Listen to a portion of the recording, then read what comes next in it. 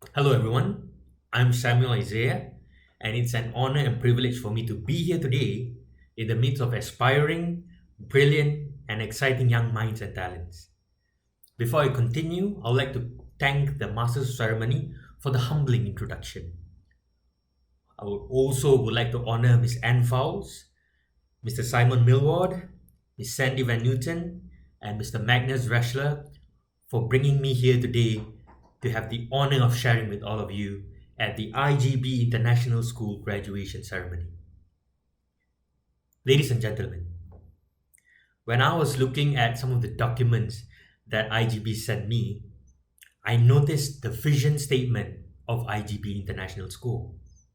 It says that its vision is to provide an innovative international education that inspires learners to make a positive impact on the world.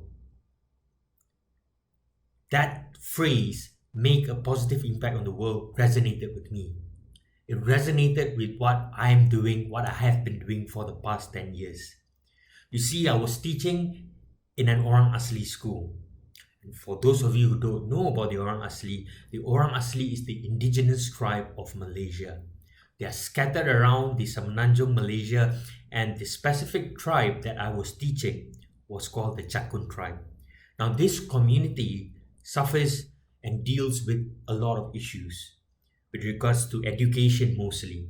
These issues include poverty, accessibility, connectivity, but one of the biggest challenges that I saw was the negative stigma that clouded the community.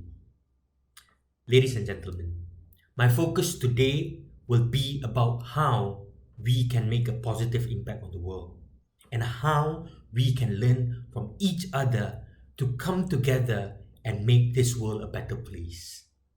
I will be referring to my life experience as a teacher, as a son, as a friend, and how I found myself and my passion, how I overcame the challenges that were before me, and how it all came together in my journey of becoming a change maker. I will be referring to key instances in my life and career, and I hope to develop this speech in the form of a narrative. Hopefully, we can resonate and learn together from what I have to share today. When I was growing up, life was not easy. You see, I grew up in a poor family. My father was a postman, my mother was a housewife. They had 5 children who they loved beyond whatever they had. You see, growing up, we never had the brand new toys or new clothes. We couldn't afford going for a holiday. My dad used to used to purchase beat down used cars. But fundamentally, what my parents taught me was the value of love. And most importantly, they showed the love not just with us, but with everyone around them. Despite what they lacked, they looked forward to helping the underprivileged. They looked forward in assisting the communities around them, giving them food, providing them shelter, sending them to the hospital. They attempted to look at the smallest things that they could do that eventually became the biggest impact in the lives of the people that they were helping. What I can share from my growing up is this, that no matter what you have, there's always something good that you can do. Despite the fame, despite the financial resources, despite your professional development, what's most importantly is how you help others. Now, I would like to go to the point where I decided to become an English language teacher. You see, becoming a teacher was never part of the plan, not at all. Growing up in an Indian minority family, the gold standard for success was either you were an engineer or you were a doctor. And I did really well in school, to be frank with all of you. Primary school, I scored A's for fun. When I was in secondary school, my father enrolled me into a top secondary school in the town that we were in. Even to get into that school, we did straight A's for local exams. And to stay in the school, I needed straight A's as well. So I remember when everything was fine until I was 16. where I started losing interest in what other people thought I should do. I did not understand what my purpose was. I did not understand my calling. And this went on even after high school. I enrolled into teacher education by chance because when I was in secondary school, I started developing an interest in social sciences, in arts, in languages, and literature. So, because my parents couldn't afford to send me in to a private institution, I decided to apply for a government scholarship and I got it. So, when I got the letter that stated that I needed to go to Penang Island to study, I was like, okay, that was like the best place to be at that time, and I just packed my bags and left. But what happened was I looked forward to search myself, to find my calling and what I wanted to do.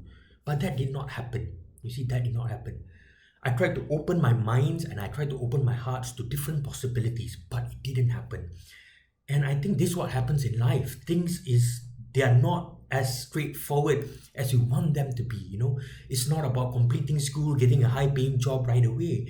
Something was terribly missing. But towards the end of my university days, I saw that the best thing that I could do at that time was to get my master's done as quickly as possible. But before that, I needed to go to a good school to teach, where the environment was conducive. The environment was an upward trajectory, as in towards my career-wise, where I could learn from people around me. I was looking forward to going to a school that's like that, probably something like IGB. But reality kind of like slapped me across the face and said, you know what, Sam, we are going to send you to a rural Orang Asli school in Pahang. Before I stepped foot into the school, I did not realize what was coming. I thought it was just going to be like any other school in Malaysia, but I was completely wrong. When I got into the school, after a few months, I almost quit my job, mainly because I saw that I did not fit in there. I saw education from a very different perspective. I saw inequality, I saw inequity, and I felt very helpless, to be frank with you. But at that point where I almost wanted to give up what I was doing, the children saved my life. In my life story, if I ever get a chance to write a book or something about it, the children, the Orang Asli children and the community changed my life forever. As I opened up my hearts to them, as I became vulnerable, as I became an individual who wants to learn and connect with their livelihoods, with their culture, with their traditions, with their values, they taught me so much more, and I embraced it wholeheartedly. And that is when I realized that I had to go through all that uncertainties throughout my university years, and was sent to this school for a reason, to make a change. And it was up to me, because I realized that if I didn't do anything about it, nothing would have changed. So no matter what happens in your lives, no matter how things are stacked against you, never give up. Find your passion, find your love. I found it in the children. They taught me everything I knew, and from that moment onwards, I didn't turn back. Ladies and gentlemen, but my journey in education did not stop at loving what I do. I realized that in order for me to improve, I needed to constantly challenge myself, constantly push myself to boundaries, to different boundaries. And the more I did that, the more I evolved, not just as an individual, but in my professional practice as well. So let's just say this. A lot of times people say that teaching is a really tough job, and I agree, because it not only requires an individual to put a lot of heart in what they are doing, to show love and passion and build relationships with the children and the community, but at the same time it requires teachers to be extremely proficient in what they do. So coming up with that balance was a constant struggle for me, but I was up for the challenge. I made sure that I did not dwell in what I know. Because if I did that, complacency will become my best friend. And that is one of the biggest problems with a lot of young people today. Becoming complacent accepting their position, accepting what they know, not wanting to learn more and do more for the community. Therefore, as I quickly developed myself throughout the 8 years that I was in this Orang Asli school, I saw my role change. I started off as a teacher designing lessons in the classroom. It quickly changed into an individual designing interventions and school-based programs. And then it went on to me reaching out from my classroom, from the school, with the community, coming up with community empowerment programs as well. And then I started developing into an individual that goes around in other states, impacting other Orang Asli schools, other Orang Asli communities, even at international conferences. But I never envisioned it would be this way. Because when I first started teaching, my life was far from perfect. I did not know what I was doing. I did not know where I was going and what my purpose was. I lived life from day to day and drown myself in the expectation of others. Now, if you are in this same position right now, or even if you have a perfect plan in mind, I would like to challenge you and encourage you to find your purpose. Because once you find that, you will see yourself enjoying what you do. You will see yourself pouring your heart and soul in what you want to achieve. And it's going to be more than just the money. It's just going to be more than just the fame. Everything else is a byproduct when you focus on your love and passion. Friends, Alan Watts, a British writer, speaker, and philosopher, gave an inspirational speech on what can be learned from younger generations. Therefore, to conclude my sharing and my speech today, I'm going to quote a part of his speech and his message, as I believe it resonates with and is central with what we are doing here today. It is about young people. His speech goes like this. When we think about young people, we have terrible ideas. We think that we know what life is and that they have to be told that they will learn it from us and be like us. We don't take that attitude when we see the new vegetables come up in the spring. We don't say the vegetables have to be educated to be vegetables. We say, hooray, at last, young vegetables with all the life and energy in them. New meals for everything. So when we see young people coming up, we might say, good gracious, isn't this great? To see the human race is still doing its stuff. I wonder what they'll have to teach us. Because wisdom does not come from above down. It comes from below up.